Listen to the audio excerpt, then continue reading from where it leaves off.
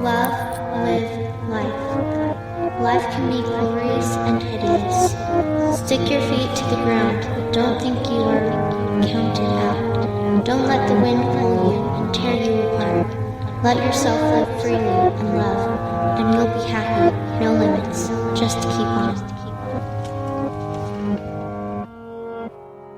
Hey guys, and welcome back to another IronWill podcast with me, Shane Warner, and John Chase. So what this podcast is all about is we are trying to get stories from people that have been through a traumatic experience in their lives and came out a different person. Yeah, they have all created an iron will. So what is an iron will? A burning determination that cannot be stopped or hindered by anything, willing to do anything to get a desired outcome, extremely resilient. So what we like to say is just keep punching. Yeah. So sit back and relax, and we're going to start the show. Okay, and welcome back to another IronWill podcast. Today we have Rooster Rossiter. His name's Kim Rooster Rossiter. And the way I was introduced to Rooster is by Heath White. And the way Heath White knows Rooster is he does runs with Ainsley's Angels. And so I want to just say I had Rooster answer some questions, and he answered them like a typical Marine, I think. And so just he put not applicable on a couple of them. And the only thing he said he wanted to talk about was Ainsley's Angels, but we're not going to let him off the hook that easy. And so we're going to try and get a little more out of it. Yep. And so I want to just know how you grew up and where you grew up and that kind of stuff. And we can talk until Ainsley comes into the picture. All right, perfect, Shane. I appreciate that, and John, you're listening in here, so it's awesome to have both of you here. And I have to start off by obviously saying that I appreciate the introduction from my mutual friend, Heath. Yeah, that was great. Listen to that amazing podcast, episode 19, if memory serves me right. Absolutely nailed it, and what a great person to have. What a great story. Oh yeah, to tell, so. Heath is for sure. Heath is he has the best personality also. Like he's just had us rolling on the floor. Absolutely. Same as I listened to it. And it was cool because the relationship he and I have is that we don't communicate on a regular basis, but when we communicate, we pick right back up. So where do you live? Do you live in Virginia or? Yes, I do. Okay. I'm actually in Virginia Beach. It's where I retired out of the Marine Corps. Okay. Here in Virginia Beach, Virginia. And so to back up prior to retirement, so I wrapped up my career in 2018.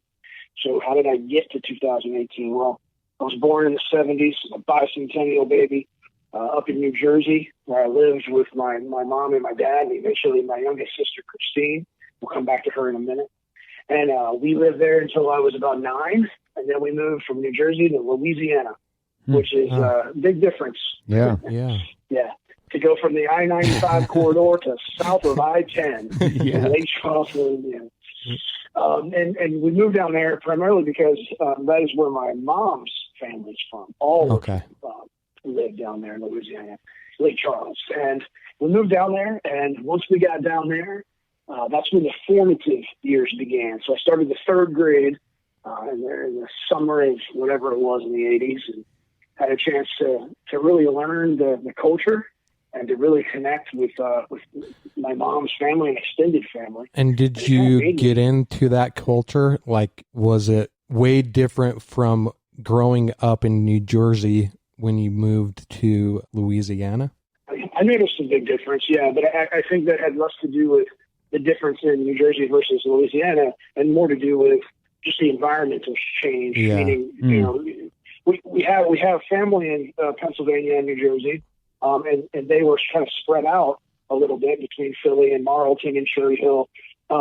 and then the whole, Southwest New Jersey, Southeast PA area. But when we moved to Lake Charles, all the family was within 5 miles of each other. Okay. So my mom had 4 brothers plus their kids, and so it was much more, I guess you could say, dense in terms of the family population, and a lot more family events.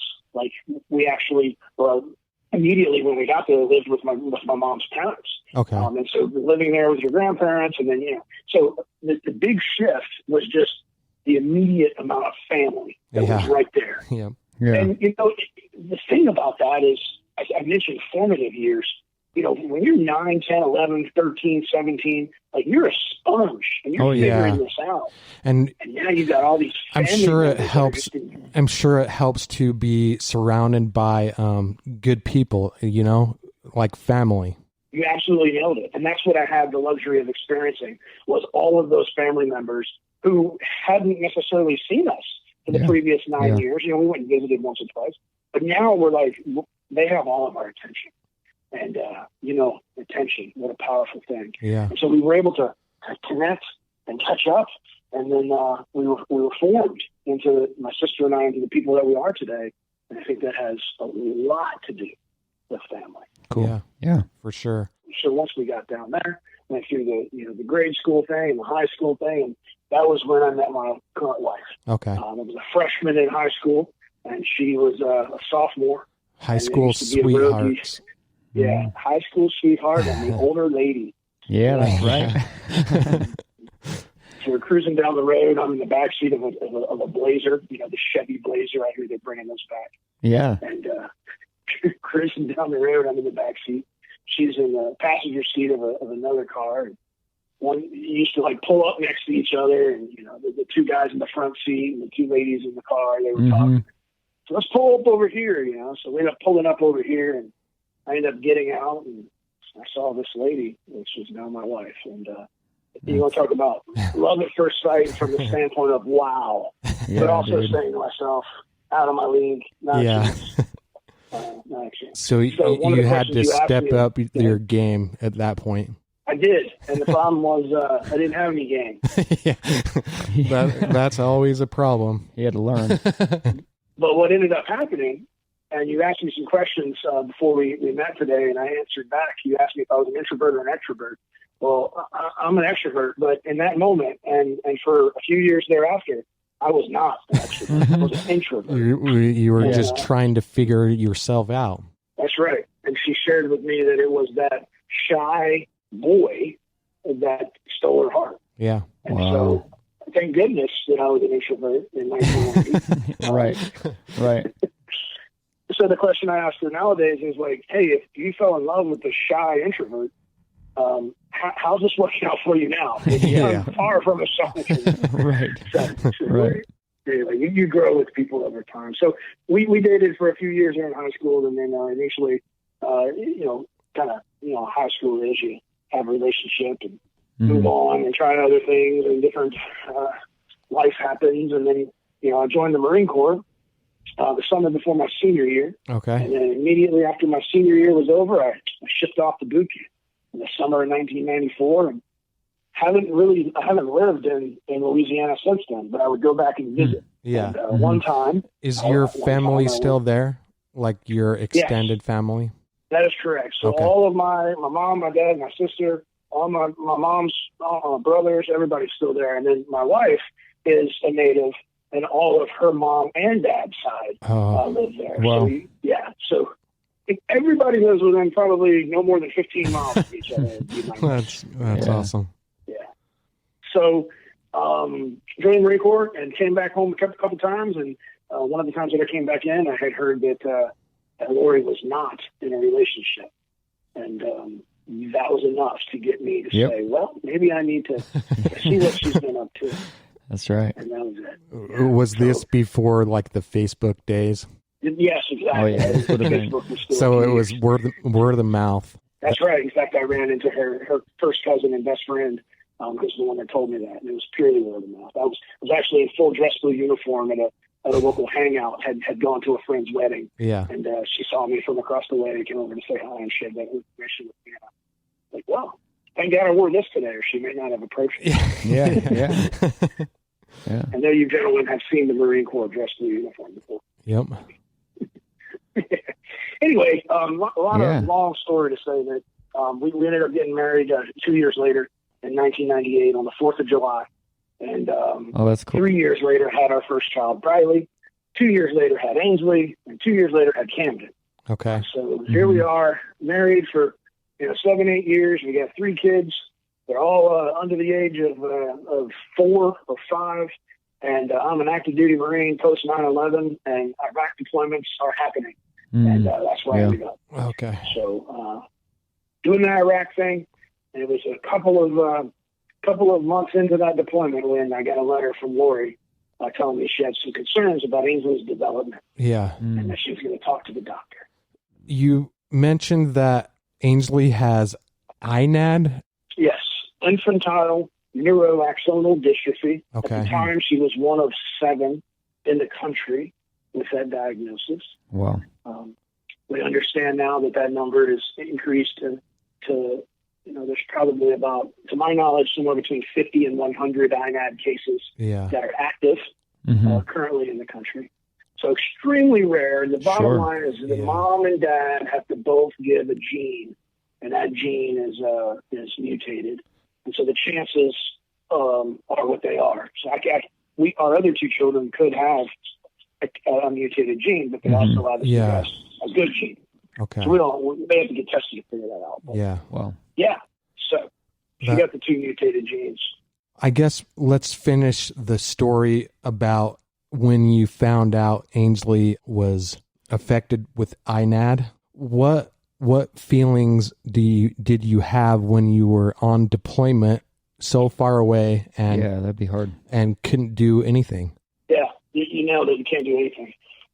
There's 2 deployments that occurred. The first one was Iraq, whenever she had a feeling that something wasn't right, and then another one about 18 months later on the USS Baton, somewhere in the Indian Ocean, when I got the word that it was indeed INAD. The test came back, and so all that time in between was new waters for my wife and I, because the last thing we thought was that our precious Ainsley has a terminal progressive disease.